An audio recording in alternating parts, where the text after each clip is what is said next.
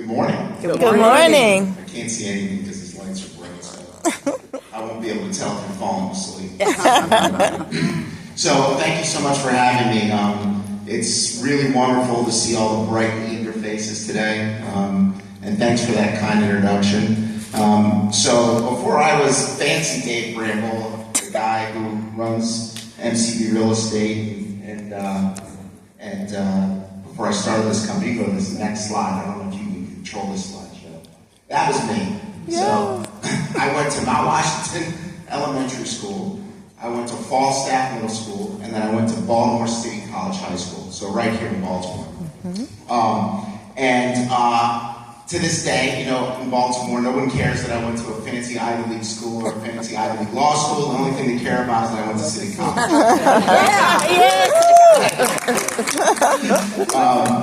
So I was born, I wasn't born here, but I lived here my entire life, ever since I was a few months old. And after completing my higher education, I really found tremendous purpose in coming back to Baltimore and raising my family and growing my business here. And a lot of that is due to my upbringing in the Episcopal Church, and I still live in the exact same house. Yay! Right in West Baltimore. Yes. And there's no better place than Baltimore. You can go to this next slide. I think we get a lot of bad rap in Baltimore, but the truth is Baltimore is a hugely dynamic city, right? We've got a highly educated workforce. We have an entrepreneurial culture. Our mid-Atlantic location, which is extremely valuable. 1/3 of the nation's population can reach from a day from our ports here in Baltimore. Wow. We've got exceptional connectivity that attracts residents, businesses, and travelers, providing lots of opportunities for growth and success. We have world-renowned medical institutions like Johns Hopkins, University of Maryland, MedStar, LifeBridge, Mercy, 68,000 employees across those things. And Baltimore is home, I don't know if you know this, there's only 2 law schools in the entire state of Maryland. They're both located in Baltimore City. Amen. There's only 2 medical schools for now. They're trying to build another one. Right now, there's only 2 medical schools in our entire state. Yep. They're right here in Baltimore City. Yeah. And the city's full of arts and entertainment. Millions of visitors coming here. Over 26 million visitors a year come to Baltimore annually. Not to mention, of course, we've got great professional football and baseball teams. Home to 2023 divisional champs for the NFL and the MLB. And $8 billion, that's with a B, of transformative development of infrastructure investing going on today in Baltimore. And I say this all the time, Baltimore's on the rise. Now, what does that mean for you all? It means opportunity. Yes. Yes. It means opportunity. I think for too often you hear just nothing but negativity about Baltimore, about our kids, and they are so wrong. Right. Because there's so much opportunity here in Baltimore. So I want to talk about that today. So what are our opportunities? We have all these assets I just described, plus we got people, we've got culture, and those things are unmatched. How do we spot those opportunities and how do we exploit them? The one thing to understand about opportunities is that they're worthless if you don't put in hard work, right? Hard work is a magnet for opportunities, like the work you all are doing this summer. So growing up, my dad, an Episcopal priest, used to say to me, used to make me recite on the way to school every day these words: "The heights by great men reached and kept were not attained by sudden flight, but they, while their companions slept, were toiling upwards in the night." That's by Henry Wadsworth. Wow. Yes. Right? Yes. So what am I talking about? I'm talking about hard work. Mowing the lawn when it's steamy and hot, learning the next grade level of math, reading ahead, doing extra research, arriving early, staying late, adding more, volunteering, working your butt off. And I understand you scholars are putting in hard work.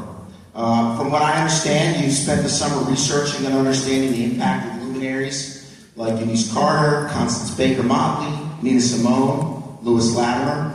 Your hard work this summer has been truly impressive. From mastering effective communication and personal financial management to understanding the power of advocacy for change. Your experiences, including visits to the Smithsonian, college tours, lessons on budgeting, those are the things that are going to prepare you well for a bright future. And then, you know, with those experiences and success, you know what that happens?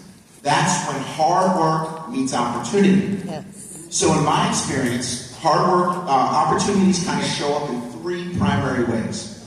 There's those that are just given to you, there are those that you create, and then there are those that are serendipitous. Look, right? So let's talk about opportunities that are given. First, so those are chances that come your way through the kindness and support of others.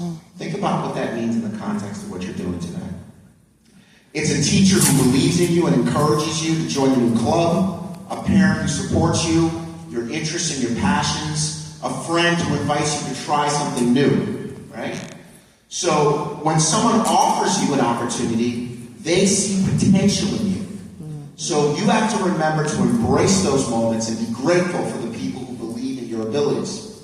So when I was in high school, I was lucky enough that a math teacher took interest in me and invited me to a program that sounds somewhat similar to what you all are doing. It's called MS Squared, Math and Science for Minority Students.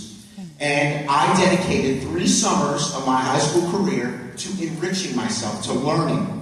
And it felt like a sacrifice while people were having more fun and hanging out at the pool. But looking back, I see that program as one of the most pivotal opportunities in my life. That program put me in a position to get accepted to Princeton and truly shifted the opportunities in my life. So, we can go to the next slide. I'm just going to talk a little bit about us so you understand who you're talking to and what I'm talking to you about. So MCB Real Estate, I founded back in 2007 with my partner Peter.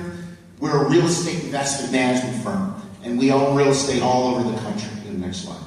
So we own roughly 15 million square feet. I don't know if you can have any sense of that, but that's a lot. That's a lot. Just in 2023 alone, we invested $414 million. And we still have 1.7 million square feet of real estate. So we own and manage and develop all the buildings you see around town like that. Offices, apartments, shopping centers, things you might use. If any of you live near Northwood, that's a shopping center that we redeveloped.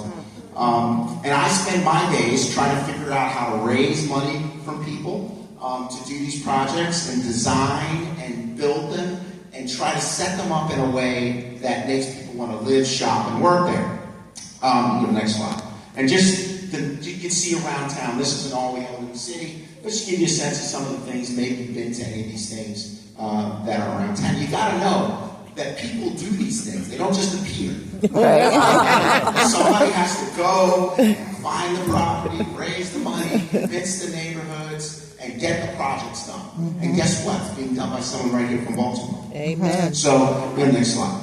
If you look at the total scale of our organization, which is right here in Baltimore, it's $3 billion. Wow. $3 billion, right?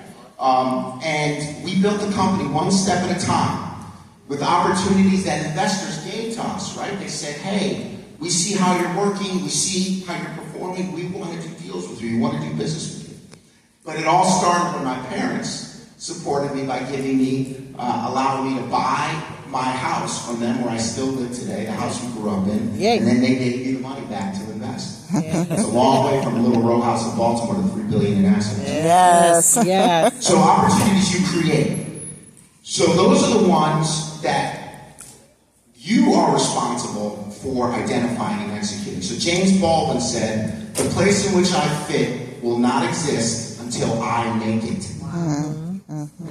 These are the moments when you take the initiative to make things happen, right? It's about being curious, asking questions, exploring new ideas. Whether it's through drawing or playing an instrument or coding, you're creating those opportunities by dedicating the time and effort that's necessary to explore and amplify your passions. Remember, you have the power to shape your own future by taking action and pursuing your dreams. In my work, creating opportunities is what earns me a track record for investment. My job is to take dollars today and turn them into tens of thousands of dollars tomorrow. So one example of creating opportunity, go to the next slide, is our project that we're doing next to Morgan State University over on Harford Road. Morgan State is a top historically black college located here in Baltimore, but as its popularity has exploded, so has its student population. So the students who would like to live on campus are spread all around the city. So we took that as a sign that Morgan needed new housing, and we worked with Morgan to identify a vacant lot, and now we're under construction with a brand new building, which we are calling the Enolia, named after Enolia McMillan, who was the first black woman to serve as the president of the NAACP, among many other achievements. So when you're creating something of value, whether it's drafting a groundbreaking law, engineering transformative technology, or designing a life-saving medical device, you're doing something truly special. You're driving the opportunity. And your unique contributions can turn opportunities into meaningful, lasting change, shaping the future in very powerful ways. The last kind of opportunity is what we call serendipitous opportunities, which basically means unexpected chances that come your way. And what's important is a lot of these things are disguised as challenges or problems. You think it's a problem, but it's really an opportunity for you to use the hard work that you've employed to create something new. It's like turning lemons into lemonade. A lot of times opportunities are right in front of us, but we don't see them immediately. It takes a moment of reflection or a new perspective that someone may give us, or that we may come up with ourselves, for us to recognize it. These are moments when you suddenly see a chance to grow or improve that you just hadn't noticed before. I bet some of you had that experience this summer. You have to stay open-minded. You've got to look for hidden opportunities in every situation. So you can go to this next slide. This is an example of that from the real estate world. Go to the next slide. Oh, there you go. So this, if you look in the upper left-hand corner, you can see a dirty old industrial building. This was a contaminated site that I probably drove past 100 times delivering papers from my mother when I was a kid. Today, what stands there is a $250 million mixed-use project that we developed, where we cleaned up a contaminated environmental site, and now there is a grocery store where there was a food desert. There's retail. I'm sure you guys like Chipotle and Jimmy John's and that kind of stuff. And then also a medical office building that's focused on supporting the underserved community. But that was something that only anyone saw as a problem. But after a while, after looking at it and having the skills to understand real estate, we turned it into this amazing project that now sits there, and hopefully you have a chance to drive by and see it one day. And you're taking something that seems like a challenge or a problem and turning it into an opportunity. I guarantee those things will come in your life. Now lastly, there's not allowed to get any talk without talking about it. Go to the next slide. We happen to be taking on the hardest project I think I'll ever do in my entire life. Oh my God. Which is the revitalization of Baltimore's downtown waterfront. Now, we're doing it because my partner Peter and I, we just didn't feel like we could stand by while the city's crown jewel fell into disrepair. Our waterfront was once a vibrant centerpiece, and it suffered from neglect and decline. And, you know, when I was a kid, this was the place to be. I wonder for the young people here, I can't see anybody, but did any of you even go down to Harbor Place? Yay!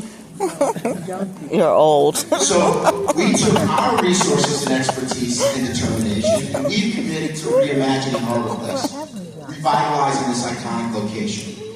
We refuse to let our city's crown jewel languish. Instead, we're dedicated to restoring it and creating a dynamic, thriving space for everyone to enjoy. That includes young people. So, as you reflect on these things, what I really want you to take away from all this is that in your life, you will encounter all kinds of these opportunities and a lot of hardship. Right? You know, it's very important. Like, people see someone like me on a stage and you think your life just goes like this. That's not true. It goes like this, it goes sideways, it goes down. But you got to keep looking for those opportunities. And my advice is to embrace those opportunities that are given to you with gratitude create your own opportunities with determination, and recognize the serendipitous ones with an open heart, and most importantly, an open mind. Because each opportunity, like what you've done this summer, is a step on your journey to becoming the best version of yourself. Every famous scientist, artist, athlete, or leader you admire, and I'm sure some of the ones you studied this summer, they were just a high schooler like you at one point. But with hard work, your potential is limitless. So thank you, and I can't wait to see how you build a better Baltimore and all the wonderful things you will accomplish with the opportunities and the hard work in your life. Thank you. Yes. Yes.